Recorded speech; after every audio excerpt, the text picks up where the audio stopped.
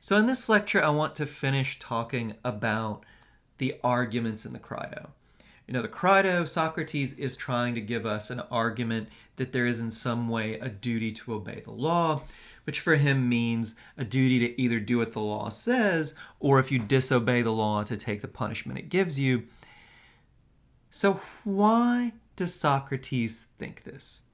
In the last one, we had this associativist argument: government is like our parents, so we have a duty to obey our parents, so we have a duty to obey the government. As I said in the last lecture, that doesn't seem to be a great argument, right? We might really doubt whether the government, whether even a good government, any government, is like our parents. But even if we think the government is like our parents, well, we generally don't think that adults have a duty to obey their parents, right? And if we don't have a duty to obey our parents, then we don't have a duty to obey the government. And if we don't have a duty to obey the government, then it's not clear why this argument should establish that we have a duty to obey the law. So let's look at Socrates' other arguments for thinking that there's a duty to obey the law. The first of these is the so-called consent argument. The consent argument is that we have in some sense agreed to obey the law. We've made a bargain, and not obeying the law would be to break this bargain, which would be wrong. So I think the argument goes something like this. If we receive a benefit from someone and agree to do something in return, we have a duty to agree to do what we've agreed to do, right? If I hire a guy to landscape my backyard and he does it and I agree to pay him a certain amount of money to do that, I have a moral obligation. I have a duty to give him the money I agreed to give him. If I agree to teach this class for a certain amount of money from the college, and the college keeps up its end of the bargain, gives me money, gives me the other stuff they agreed to, health insurance, other benefits, well, I have a moral obligation to teach this class, right? Well, very clear, very obvious, I think pretty clearly true premise. We agree to do something in exchange for something else. Well, if we do it, the other person has agreed to, the other person has a duty to give us that something else. If the other person gives us the something else, we have a duty to do the thing we agreed to do for the benefit, right? Well, we receive benefits from the government. Same benefits that Socrates talked about that we looked at in the first lecture: protection, education, things like that. We get benefits from the government. We agree to obey the law in return, so we have a duty to obey the law.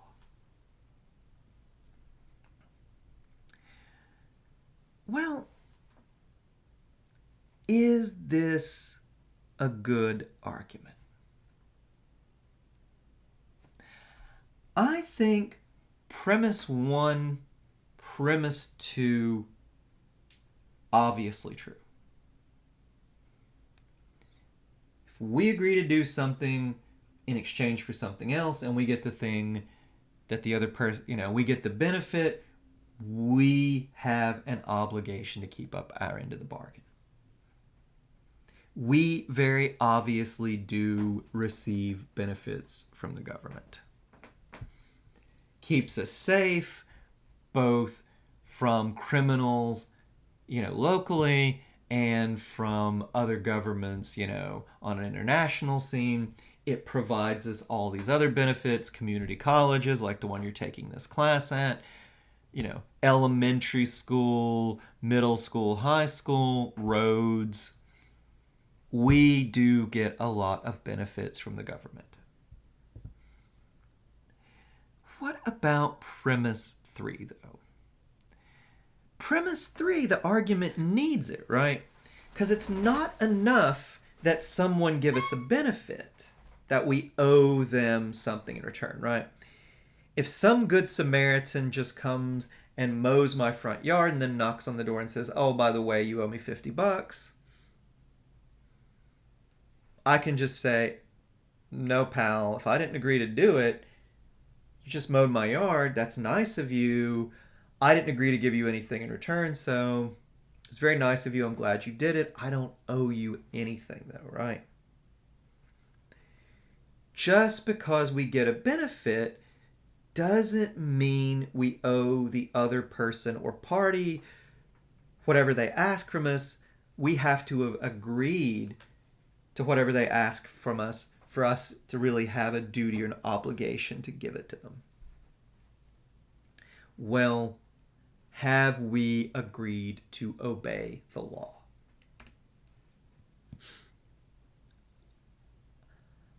I don't think that we have. At least not explicitly, right? If you are a naturalized citizen, if you've taken the oath of citizenship, then you might have, right? There might be something you say where you expressly, openly agree to obey American law. But most of us haven't, right? There was never any point in my life where someone came up to me and said, oh, by the way, do you agree to obey the laws of the U.S.? Never happened. Never happened for you either, right? Now look, there's a lot of stuff that we've done that some people might interpret as consent, and we'll talk about this in a second, but never has it been expressly, openly stated, right? When I registered to vote, I had to tick a bunch of little boxes. I'm a resident of the state. I've never been convicted of a felony. There was no box that I had to tick that said, oh, by the way, I, in exchange for being allowed to vote, agree to obey the law. When I fill out my paperwork, when I take a new job, there's a bunch of stuff I have to fill out for the IRS. None of it is there a box, whatever, that says, I agree to obey the law, right? There is no form I've ever filled out where that is an expressly stated, open, clear box that I have to tick or sign anything, right? I had to register for selective service when I was 18. Again, I had to do it, but there was no box there that said, I agree to obey the law, right? So, there's nothing most of us have done where we explicitly, openly agree to obey the law.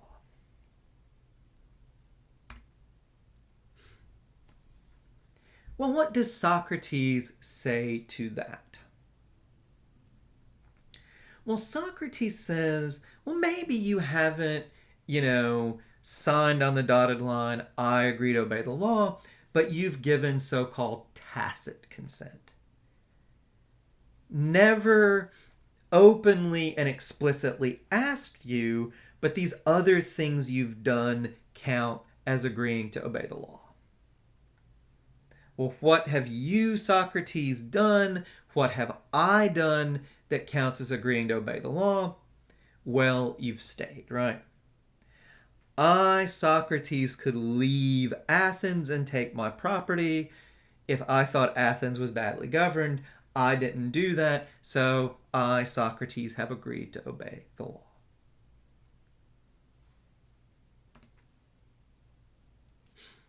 So, even though you were never given an explicit choice, doing or not doing something counts as consent. In Socrates' case, you could say, well, you could leave, so not leaving counts as consent. Let's think about this, though. If staying in a country is to count as consent, as agreeing, well, we really have to have an option to leave, right?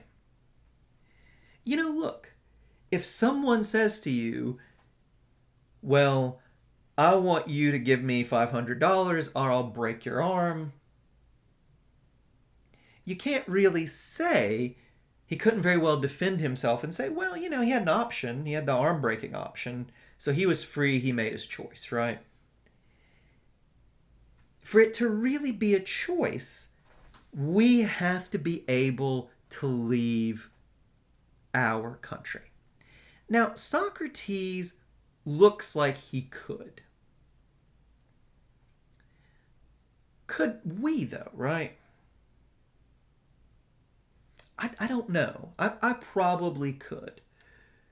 A lot of you probably could. But it would be really hard. It's not as easy for us as it is Socrates. Hume, in talking about this argument, Hume's another famous philosopher, Hume said, in Hume's day it was pretty common for ship's captains to get people drunk, kidnap them, put them on their ship, and be like, oh yes, guess what? By the way, you've now agreed to sign on for our voyage. Sometimes they would have these people drunkenly sign up. Other times they'd just wait till they pass out, throw them on the ship. Guy wakes up miles from shore. You are now signed on to whatever this boat is, right? Now look, Hume says, imagine that the captain said, well, we're not too far from shore. You could jump in and try to swim back. If you're a good swimmer, you might make it. Well, you have an option. You can try to make the shore, and there's a decent chance you'll live. Well, you know what? If you don't, you have agreed, so you are now morally obligated to serve on this boat. Hume would say that's crazy, right? You don't really have an option because you might die swimming to the shore. Just because the captain gives you this choice does not mean that you have now agreed to obey him, right? Even if the government did give you a choice, well, either leave or obey, if it's really hard or impossible for you to take that choice, does it really count as agreeing, right? And there are a lot of people in Socrates' day who pretty clearly never had a choice like this, right? A lot of the citizens of Athens, or not citizens, but a lot of the inhabitants of Athens, I should say, were women or slaves, right? Free males, which Socrates was, were a minority in Athens. Half the population were women, and a good proportion of the men were slaves. So the majority of the population of Athens could not leave. They never made this choice.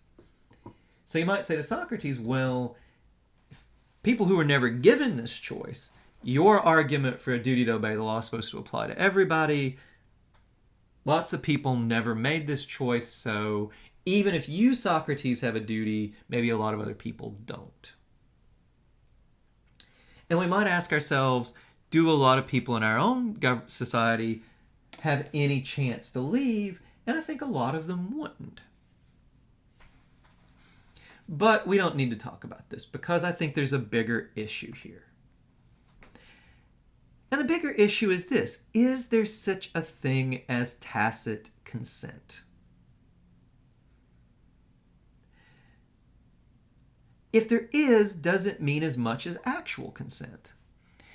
So look, what tacit consent means is that even though we've never explicitly said to you, oh, by doing this thing you consent to obey the law, by doing it you have in fact agreed to obey the law.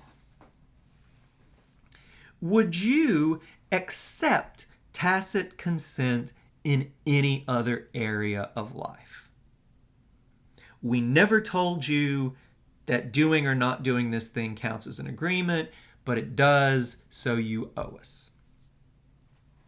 Imagine I told you guys, I'm like, you know what? Staying in this class past the third week counts as tacit consent to give me $50. Get your checkbooks out, mail a check to this address. I have a pretty good idea what most of you would say, right? If you were polite, you might laugh. If you were not so polite, well, you might have a thing or two to say about that, right? Even websites, right? Websites do a lot of shady stuff. They gather our information. There might be subscription charges. But they always tell us, right? It is in the fine print. A lot of us don't read that, but it's there, right? By using this Omnicorp make your face look like a cat filter, I agree to allow Omnicorp to basically go through all my data, whatever, right? Now, that might be a bit shady, but at least there's a little box I tick that says, yes, Omnicorp can do this, right? It's open by using this make yourself look like a cat app, what you're agreeing to. The company might bank on you being too lazy to read it, but it's there, right? In the case of agreeing to obey the law, people might say, well, not leaving counts as agreement, voting counts as agreement, all this other stuff does. Well, you never even get the fine print version that Omnicorp or Apple or whoever gives you for their websites, right? So for me, tacit consent just doesn't look like consent, right? You can't say, oh, by the way, we're going to treat this other thing that we never told you was agreeing as though you agreed. You would laugh in my face at best if I told you that about the course. Not dropping by the fourth week means you've agreed to pay me $50. Well, in the same way, we should probably laugh off the claim, oh, by the way, voting, serving on juries, signing up for selective service, paying your income tax, any of those things, not leaving, that counts as consent. And it's like, well, for it to count as consent, we need to be openly told that it does. If we're not, it's not consent. We haven't agreed to anything. Okay. So I just don't think if we had agreed to obey the law, if there was like a little form we signed and said you have to do this or you have to leave, then maybe this argument would work. None of us do that, right? With the possible exception of naturalized citizens. So, argument does not work. So the final argument here, and the one argument that I think actually might work, is the so-called Kantian or natural duty of justice argument. Again, Socrates doesn't call it this. Philosophers have given it this name, though. So Socrates doesn't do as much to make this argument as the others, but I think he at least does gesture at it, right? He says, if I left, I would be destroying the law so far as it's within my power. Now, Crito in the actual dialogue doesn't say anything. He's like, oh, okay, Socrates, yeah, it'd be bad. Now, here's what I think a smarter Crito would say to Socrates. Look, Socrates, you're an awesome dude and everything. Everybody, a lot of people respect you, but don't take yourself too seriously, right? If you leave, it's not like the law of Athens is going to crumble to pieces and we're going to have complete anarchy, right? The damage you, Socrates, could do to the law, even if you're a pretty important guy who's really respected by some people, it's not a lot. I think Socrates, to this smarter Crito, could say, yeah, okay, Crito, you're right. Just because I do it doesn't mean the state's going to fall apart. But what if everyone did it? What if everyone broke the law of Athens and avoided the punishment every time they thought the law was wrong? I could do it and get away with it, yes. And yes, the law wouldn't crumble. Yes, the city wouldn't degenerate into complete anarchy, Mad Max world. You guys have seen the Mad Max films, I hope. They're whatever. Complete everybody at everyone's throats, right? But if everyone did this, I could not will that, because that would be anarchy. That would be complete chaos.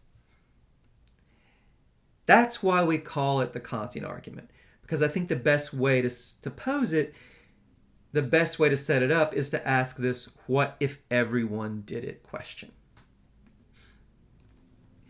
It is wrong. So let's look at the argument for this one. It is wrong to act on a principle you could not will as a universal law. Wrong to act on a principle that you wouldn't want everyone in similar circumstances to follow. If everyone disobeyed the law whenever they disagreed and refused to take the punishment, there would be anarchy and violence. So, you cannot universalize the principle, disobey the law, and avoid the punishment when you disagree with the law. Therefore, it is wrong to act on that principle. Therefore, there is a duty to obey the law. You either have to obey the law, Socrates would say, or if you think you're justified in breaking it, you have to take the punishment. Well, let's think back to Thoreau's challenge. What if we find the law morally wrong?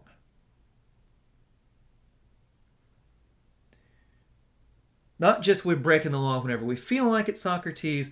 What if we think the law is morally wrong? Shouldn't people be allowed to break the law and avoid the punishment in those cases?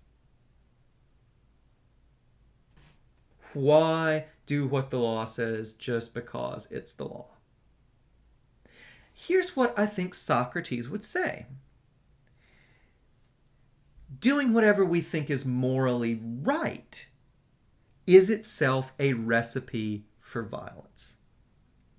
Think about this. Imagine that you and your neighbor have a property dispute. He says the line is here where your very nice rose garden is, and he wants to put his fence right through it. You say, no, it's back 10 feet, back in his yard. He can't build his fence there, right? Now, that's a pretty trivial case, but notice you guys are making a moral claim. He's saying, I have a right to this bit of property. That's a moral claim. You are saying, no, you don't. I have a right to it. You can't build your fence there.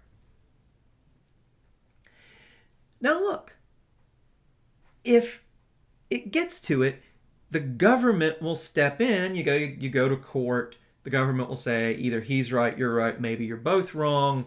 Maybe the line is through a little bit of your nice rose garden, but not through the middle, right? Now, let's say it says, no, your whole rose garden is in your neighbor's property. He can do whatever he wants. You might think the state is wrong. You might think the government is wrong about that. But what would happen if nobody ever deferred to the government's decision? Well, think about these feuds you hear about, the Hatfields and McCoys, right? Property disputes, things like that. Without the government to settle things, people end up shooting, right? Or take another case, right? Suppose that you think that your neighbor is guilty of a crime. You think he's guilty of something terrible. Let's say murder, right? Well, you imagine, if he's brought up on charges and he's either, set free, or the government doesn't give him the punishment you think appropriate, should you be allowed to take the law into your own hands? No, right? You might think it would be morally right for this guy to die, but you can't do it if the government says that he's not guilty. If people took the law into their own hands like that, there would be violence, there would be complete chaos. So Socrates would say, look, even moral judgments, what punishments people deserve, what property they have a right to, we have to hand over our judgment to the state, to the government, because if we stick to our own judgment, we are going to get the kind of violence you see between the Hatfields and McCoys, or that you see in countries where there's not a strong government. What happens if you don't have a government, or the government can't really enforce the law? Well, everybody gets a gun and starts fighting, right? We don't want that. Following the law is how we avoid it. We have a duty to obey the law, or at least, take the punishment, because doing whatever we think is a recipe for violence, even if it's a moral judgment. I think that's a pretty good response to Thoreau. But look, I think Socrates' argument can establish that we have a duty to obey the law. Even when you don't agree with the law, you need a darn good reason to disobey it. But what does a good reason look like? Pretty clearly, Socrates thinks that sometimes you should disobey the law, right? You should be willing to accept the consequences. You should hesitate to do it. But remember, he didn't go kill that general or take part in killing that general. So sometimes he would think disobeying the law is acceptable. What are the conditions on doing it? Pretty clearly, Socrates thinks if you break the law and you can't convince the law that you are right, you have to take the punishment. What are the other conditions? Is that the only one, or are there other conditions on breaking the law in a morally acceptable way?